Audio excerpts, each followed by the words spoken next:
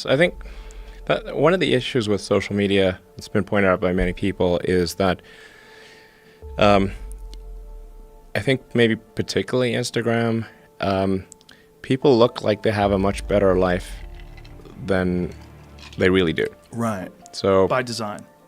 Yeah, people are posting pictures of when they're really happy. They're modifying those pictures to be better looking. Even if they're not modifying the pictures, they're at least selecting the pictures for the best lighting, the best angle. So people basically seem they're way better looking than they basically really are. Right. And they're way happier seeming than they really are. So if you look at everyone on Instagram, you might think, man, there are all these happy, beautiful people, and I'm not that good looking, and I'm not happy. So I must suck, and that's gonna make people sad. So when in fact, those people you think are super happy, actually not that happy. Some of them are really depressed. They're very sad. Some of the happiest seeming people, actually some of the saddest people in reality. And nobody looks good all the time. Doesn't matter who you are. People generally think of themselves relative to others. We are constantly re-baselining our expectations. And you can see this, say, if you watch some show like Naked and Afraid, or if you just go and try living in the woods by yourself for a while, and you'll learn that civilization is quite great. It has a lot of it. People want to come back to civilization pretty fast on Naked and Afraid. Wasn't that a Thoreau quote? The comparison is a thief of joy.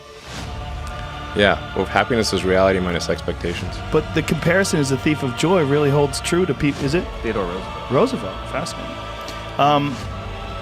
When you're thinking about Instagram, because what essentially Instagram is with a lot of people is you're giving them the opportunity to be their own PR agent, and they always go towards the glamorous, And when anybody does show, hashtag no filter, if they really do that, like, oh, you're so brave, look at you, no makeup, Yeah.